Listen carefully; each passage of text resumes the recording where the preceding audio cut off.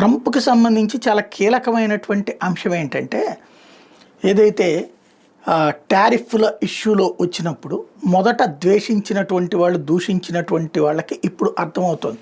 Argentina, Vietnam లాంటి వాళ్ళు తగ్గించడానికి సిద్ధం కావడం, భారత్ తగ్గించడానికి సిద్ధం కావడం, చైనా బార్గెనింగ్‌కి రెడీ కావడం, కెనడా దగ్గర నుంచి, ఆస్ట్రేలియా దగ్గర నుంచి, ఇటలీ దగ్గర నుంచి వివిధ దేశాలు బార్గెనింగ్‌కి రావడం. అంటే ఖచ్చితంగా ఇప్పుడున్న పన్నులు, అమెరికా దగ్గర నుంచి వసూలు చేసే పన్నులు తగ్గించి తీరతాయి. అదే ట్రంప్ కోరుకున్నాడు.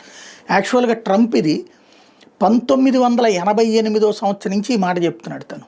1988 సంవత్సరంలో ట్రంప్ మాట్లాడిన వీడియోలు ఇప్పుడు వైరల్ అవుతున్నాయి. టారిఫ్లు మనం వెయ్యాలి అన్నటువంటిది. అట్ ద సేమ్ టైం ఎక్కడైనా దీనివలన ప్రాబ్లం ముందుంటుంది, కానీ ఫైనల్గా సచ్చినట్టు అమెరికాని కాదనుకునే పరిస్థితుల్లో ప్రపంచం లేదు అన్నటువంటి కాన్సెప్ట్నే చెప్పే ప్రయత్నం చేస్తున్నాడు. కానీ నెగిటివ్ ప్రాపగాండా ఎక్కువ వెళ్తోంది.